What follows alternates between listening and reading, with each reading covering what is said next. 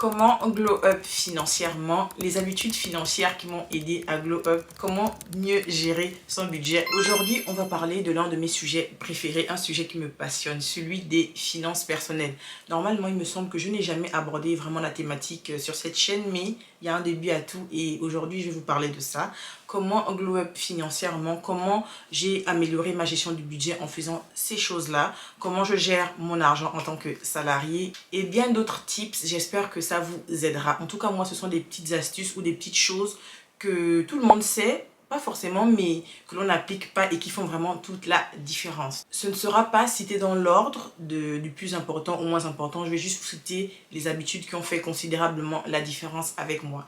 Alors, il faut savoir premièrement que tout ce qui va être soin de maintenance esthétique, c'est-à-dire faire ses cils, faire ses cheveux, faire ses ongles, j'ai arrêté. En fait, je me suis rendu compte que sur 12 mois, c'était un budget considérable et que 60 € par mois par-ci, 90 € par mois par-là, c'est juste pas possible quand tu fais le cumul sur 12 mois. Du coup, j'ai arrêté et des fois, c'est juste quand je vais en vacances que je me permets de soit refaire ma manicure, de soit refaire mes cils, mais vraiment tout ce qui va être shopping avant le voyage, pour préparer le voyage, acheter des affaires avant le voyage, des choses dont on n'a même pas besoin, j'ai arrêté. En fait, ce sont des petites choses qui s'accumulent chez nous, on n'en a même pas besoin, mais on les utilise juste pour une période et du coup, ça, j'ai totalement arrêté et j'ai vu un impact considérable sur mon budget.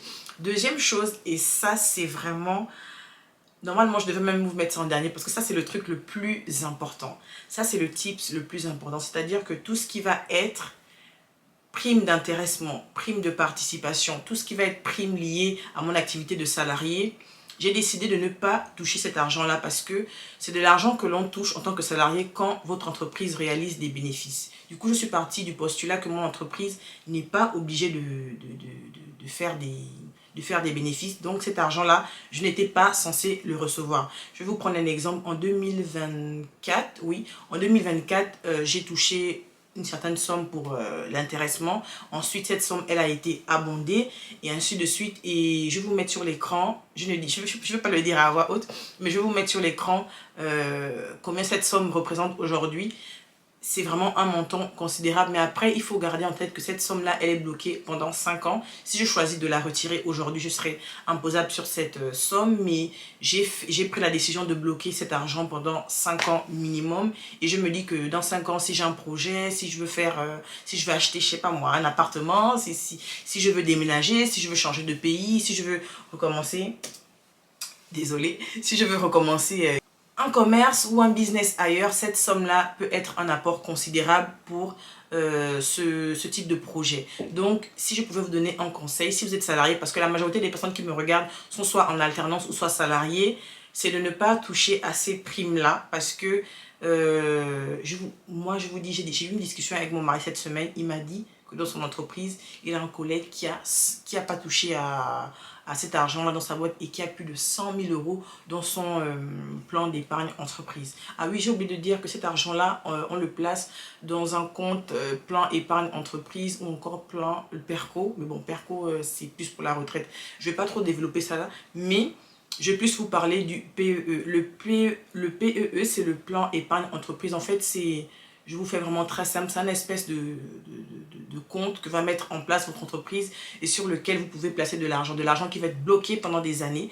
Vous ne pouvez pas toucher cet argent. Si vous touchez cet argent sous une certaine date, vous êtes imposé. Mais vous êtes imposable là-dessus. Mais il existe des conditions pour débloquer cet argent. Par exemple, naissance d'enfants, si vous subissez des violences conjugales, si vous accouchez, je pense, votre 3e enfant, si vous achetez votre première résidence principale, si vous achetez même une voiture, si vous voulez faire un achat pour ce type de choses. En tout cas, il y a plusieurs conditions qui vont vous permettre de débloquer cet argent. Mais normalement, quand on place cet argent, c'est pas censé c'est vraiment pas pour le débloquer, c'est vraiment pour le garder, c'est pour qu'il puisse se fructifier et pour que plus tard, il puisse vous aider à la constitution d'un projet.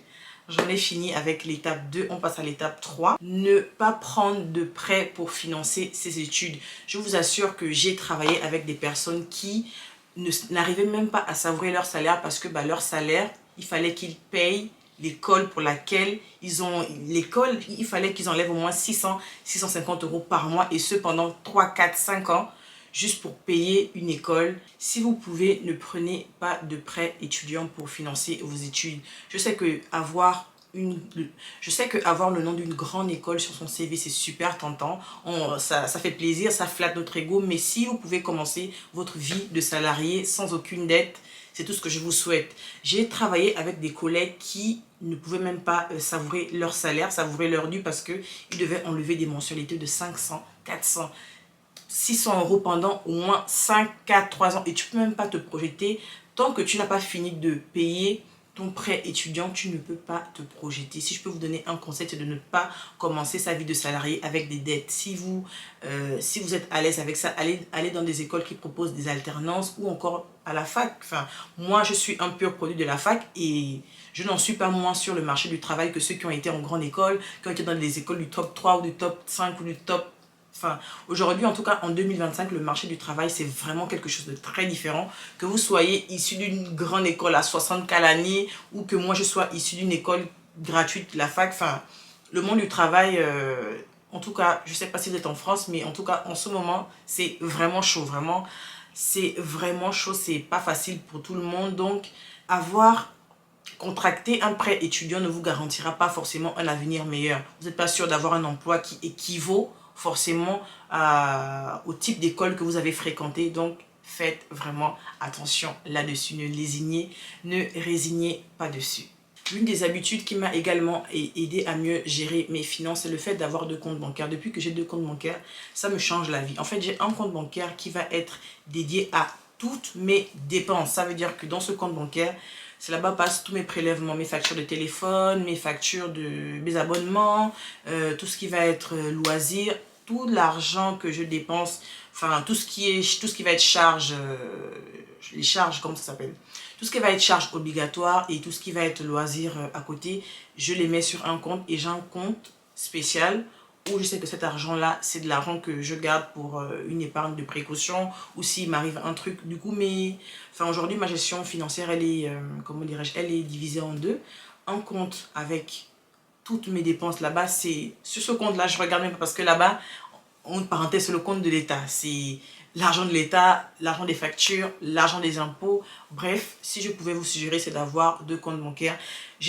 Pour ma part, j'ai une banque physique parce que je me dis quand même que le contact physique, si j'ai un problème, si j'ai un souci, c'est très important. Et après, j'ai une banque en ligne. Je me suis inscrite dans une banque en ligne pour ma seconde banque parce que je me dis qu'au moins, l'argent qui est important, vraiment où il y a des sommes importantes, ça, je le mets sur mon compte, sur mon autre compte principal avec des agences physiques parce que tout ce qui est aussi compte en ligne, j'ai un petit peu peur avec ça. Une astuce qui m'a changé la vie, mais quand je vous dis vraiment qui m'a fait économiser de l'argent, c'est de ne plus manger dehors au travail. Vous savez, quand on est au travail, quand on est en entreprise, c'est tentant d'aller manger dehors tout le temps. Tout le temps, surtout le jour où on a sa paye. Je ne sais pas pourquoi le jour où on a sa paye, la nourriture qu'on a emmenée de la maison, la gamelle, elle n'est pas du tout bonne. Alors que c'est nous qui l'avons préparée, mais la nourriture qu'on ramène de la maison, là, on n'aime pas du tout. Ça, vraiment, on n'aime pas. On aime manger dehors. Moi, c'est quelque chose que j'ai arrêté. En fait, je travaillais dans une entreprise où vraiment on était en zone, si je peux dire, un peu industrielle. Et il n'y avait vraiment rien à côté. Si vous n'avez pas de voiture, vous ne pouvez rien faire à côté. Donc, du coup, tous les midis, je ne pouvais pas me taper 15 minutes de marche aller, 15 minutes de marche retour juste pour manger. Donc, ça m'a forcé à prendre cette habitude de ramener toujours à manger. Et je vous dis que ça a vraiment fait un impact considérable sur mon budget. Et aussi le fait d'avoir des tickets resto. Moi, mes tickets resto, je les gardais pour faire mes courses en fait. Je ne les gardais pas pour manger. Je ne comprends pas ceux qui utilisent leurs tickets resto pour manger.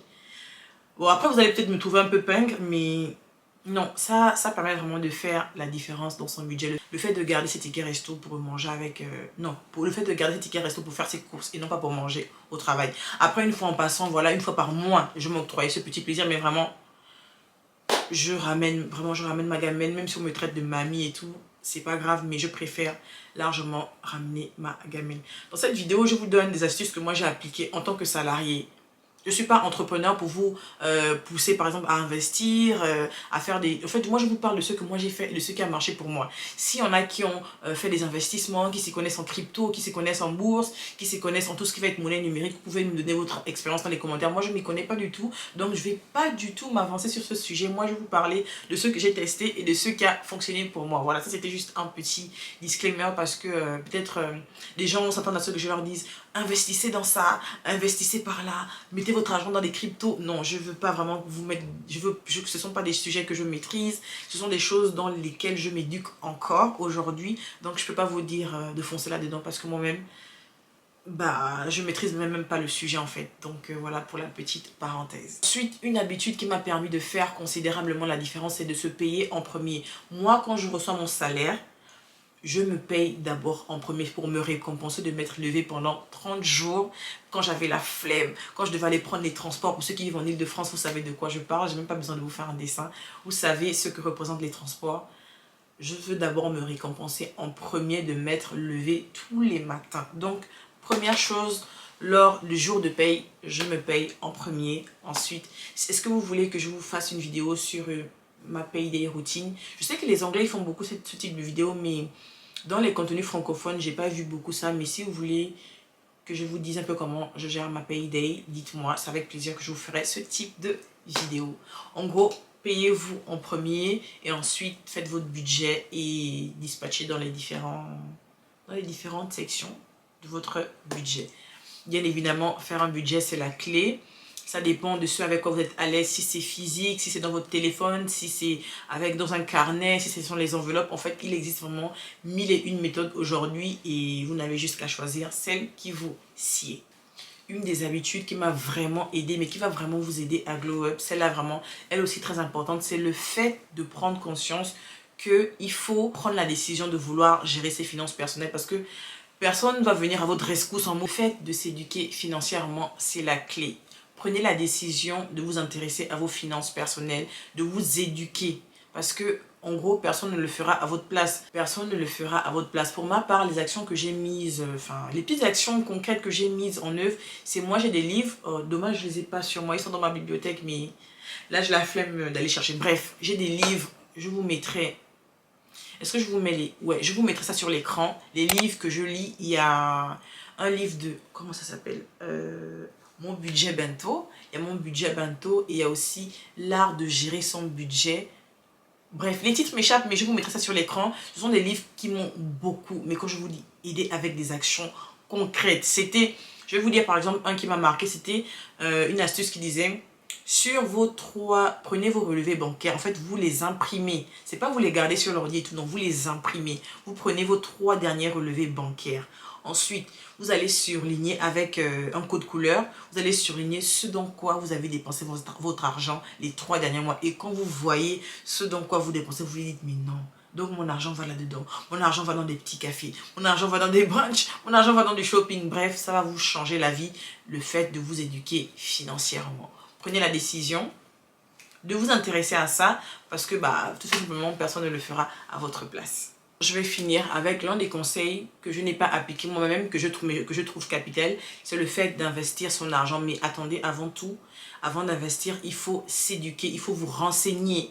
Ne suivez pas les retours d'expérience des personnes qui vous disent qu'ils sont devenus millionnaires en investissant dans les cryptos, en investissant dans l'immobilier. Enfin, faites votre propre expérience, documentez-vous, faites des recherches, demandez à votre entourage. Et vraiment, la clé, c'est vraiment de s'investir parce que la clé, pardon, c'est vraiment d'investir parce que je trouve que le fait d'épargner, c'est avoir de l'argent qui dort dans un compte. Et vous-même, vous savez que avoir de l'argent qui dort dans un compte, c'est pas générateur d'argent. Il vaut mieux investir cet argent, mais pour investir encore, faut s'éduquer. Voilà un peu toutes les tips, toutes les astuces qui m'ont aidé à glow up financièrement, qui m'aident à glow up financièrement pendant ma vie de salarié. J'espère que cette vidéo vous a plu. Si vous voulez plus de vidéos sur les finances personnelles, n'hésitez pas à me le mettre dans les commentaires parce que je sais vraiment pas comment cette vidéo elle va être reçue parce que c'est la première vidéo que je fais sur les finances. Donc j'aimerais vraiment, mais vraiment avoir votre avis et je lis tous vos avis et je réponds.